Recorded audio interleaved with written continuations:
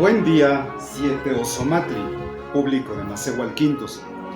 Diariamente, de lunes a viernes, imparto clases en esta aula, de 1 a 5 de la tarde. Luego me voy a la otra aula, en el centro del pueblo, de 5:30 a 9:30 de la noche.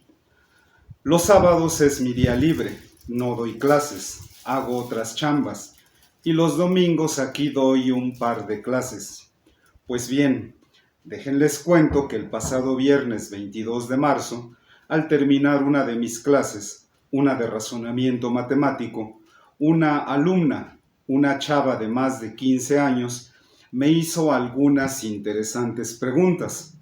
Déjenles comparto la conversación. ¿Y hasta cuándo va a haber clases, maestro Filo? Hasta el lunes. No, ¿por qué la pregunta? Es que pensé que, como en mi escuela, íbamos a tener vacaciones aquí con usted. Bueno, si no puedes o no quieres venir por unos días, está bien. Nomás avísame para ocupar mi tiempo en otros asuntos. No es eso, y claro que vengo a clase. Nomás pregunto por aquello de la Semana Santa. Bueno, has de saber que en esta Escuela Autónoma Emiliano Zapata no celebramos la Semana Santa. No nos interesa, nos tiene sin cuidado. Aquí la educación es pública, gratuita y, sobre todo, científica. Usted no es católico, ¿verdad, maestro? No, no soy. Es más, ni siquiera soy cristiano. Entonces, ¿usted no cree en Jesucristo? Para nada, no. No creo para nada en Jesucristo. ¿Y por qué no cree en el Hijo de Dios si la mayoría de la gente cree? Bueno, el que el cristianismo se haya extendido a través de la guerra a muchas partes del mundo no significa que sea la religión verdadera. Actualmente en este planeta existen otros pensamientos religiosos, como el Islam, el hinduismo, el budismo.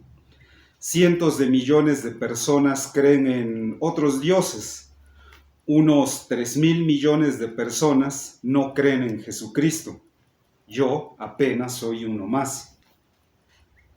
Pero aquí en el pueblo todos creen que Él es nuestro Salvador, que murió por nosotros. El año pasado los mayordomos de Semana Santa hicieron una emotiva representación como una obra de teatro de cómo lo torturaron y lo crucificaron. No todos, que yo no cuento, pero en algo tienes razón. La historia de Jesús, alias el Cristo, es eso, una obra de teatro, un cuento, una especie de fábula. Ay, maestro, o sea que esa historia de que nació de una mujer virgen, que después de que lo mataron resucitó y subió al cielo, no ocurrió, no fueron hechos históricos, Jesucristo no existió. Bueno, seguramente no hubo uno, sino muchos Mesías. Recordarás de tus clases de historia que hace 2024 años el Imperio Romano estaba en su apogeo. Los romanos eran amos y señores del mar Mediterráneo. Dominaban media Europa, el Medio Oriente y el norte de África. El ejército romano había invadido Palestina. En ese entonces había judíos que habían negociado con los romanos, otros que se dedicaron a preservar su cultura y su religión, y otros que pretendían echar al invasor a través de la resistencia armada. Esperaban un salvador, un líder que los guiara a la liberación. En ese contexto es que los romanos no crucificaron a uno, sino a muchos de estos líderes mesías y a cualquiera que se rebelara contra la ocupación. La crucifixión era el castigo romano contra la sedición. Oiga, maestro, ¿qué es eso de la sedición?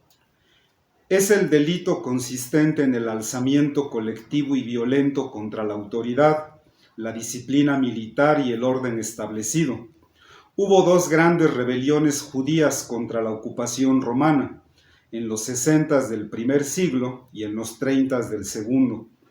Para demostrar su fuerza y castigar a los alzados, los romanos derribaron el gran templo judío de Jerusalén y persiguieron a muchos.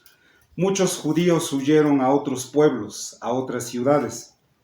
Con el paso del tiempo, se fue formando la leyenda de un judío rebelde que murió crucificado por no someterse al invasor romano. Se fue nutriendo de varias tradiciones religiosas, no solo del judaísmo, y se fue acompañando de mitos, relatos fantásticos, milagros y hechos sobrenaturales.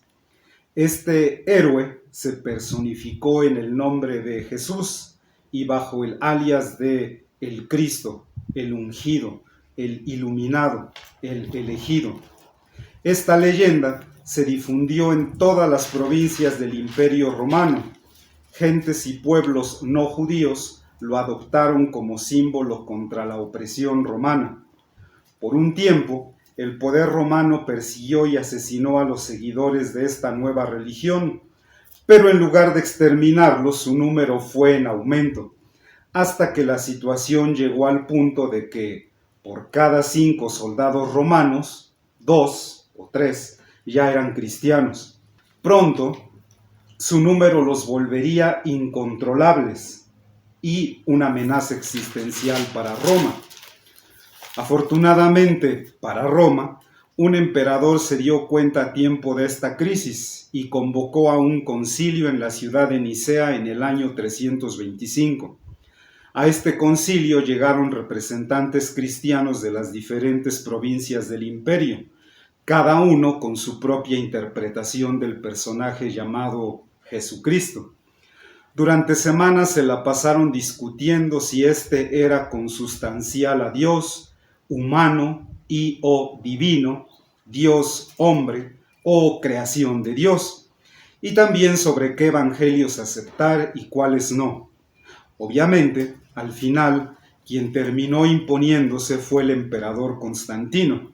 De ahí, de ese concilio, salió la iglesia institucionalizada, con canon, credo, evangelios, rituales. Se definió cuándo se celebraría el domingo de Pascua y, lo más importante, se reconoció la primacía del obispo de Roma sobre todos los demás, quedando éste subordinado al emperador. Roma salió victoriosa, pues pasó a tomar el pleno control de la nueva religión, logrando la cohesión del imperio, el cual se había salvado, aunque no por mucho tiempo. 150 años después, los bárbaros tomaron, quemaron y saquearon Roma. Los pueblos bárbaros del norte de Europa invadieron el imperio romano.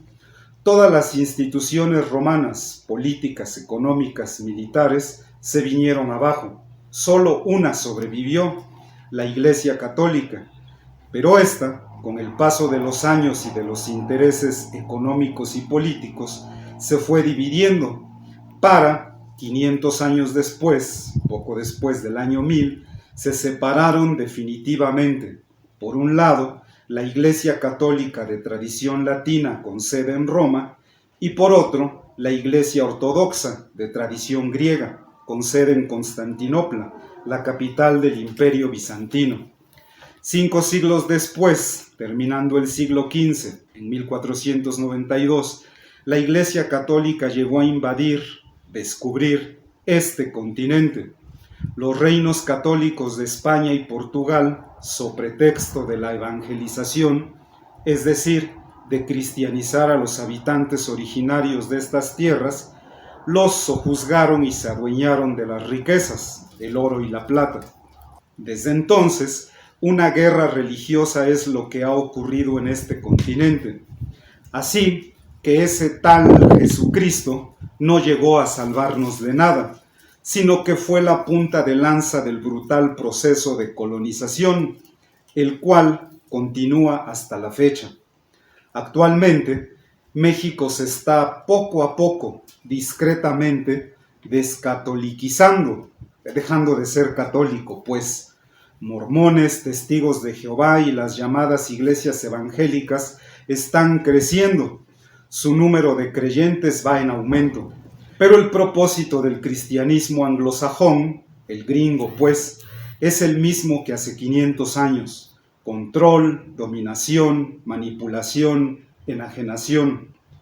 Pero todo esto que te cuento es historia mundial. Si quieres escuchar un poco de historia local, déjate cuento que la señora Ubalda Ramírez, la mujer que me parió y quien está próxima a cumplir los 90 años, dice que cuando era ella niña, recuerda que al mediodía del Viernes Santo, todos, ella y sus hermanos, se tenían que poner a llorar por aquello de la crucifixión de Jesucristo.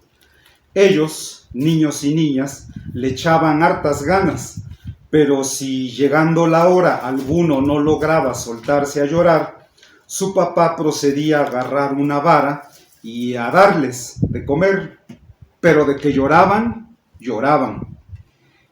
Yo terminé mi exposición, guardé silencio, y así permanecimos mi alumna y yo por algunos momentos. Luego, nuestra conversación continuó. Ella dijo: yo pensaba que aquí en nuestro pueblo siempre había sido católico, mi abuela, mi madre. Pues no, acerté. Durante siglos, milenios, aquí no hubo Jesucristo. Y la gente comía e iba al baño, hacía su vida, pues. En algún momento de nuestra historia, nuestros antepasados, los tuyos y los míos, vivieron y murieron en carne propia el horror de la guerra religiosa que el cristianismo trajo a estas tierras, su imposición a cruz y espada, a sangre y fuego. Entonces, maestro, antes de que los españoles trajeran a Jesucristo, a la Virgen, a los santos y santas, aquí había otra religión. Efectivamente, la antigua religión náhuatl. ¿Y cómo era esa religión? ¿En qué creían? ¿Qué dios o dioses veneraban? Eso, mi estimada alumna, es tema para otra clase, porque por ahora me tengo que ir. Por su pulque, dijo ella sonriendo y en voz alta. ¿Y tú, cómo sabes?, le pregunté.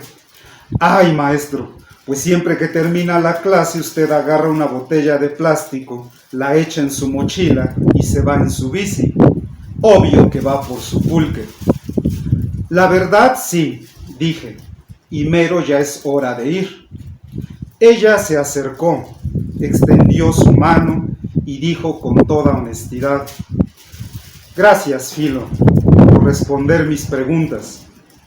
Con mi mano apretando la suya y mirándola fijamente a los ojos, le dije: gracias a ti por preguntar. Nomás te pido una cosa. Sin soltar mi mano, ella, sin dudarlo, dijo: lo que usted diga, maestro. Yo proseguí: que no me creas, que dudes de todo esto que te acabo de decir, de contar, que cuestiones, que investigues, que vayas a las fuentes, que no te conformes, que a través de los hechos te formes tu propio criterio. Estudia y aprende, no para pasar exámenes o enriquecerte, sino para simplemente tratar de entender el mundo, esta realidad. Solté su mano y le dije: sale, nos vemos el lunes, misma hora, misma aula.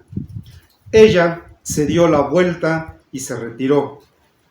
Ya a solas, yo agarré la botella de plástico y, antes de meterla en mi mochila, me detuve a pensar que esta chava, esta alumna, es mi pariente, mi familiar.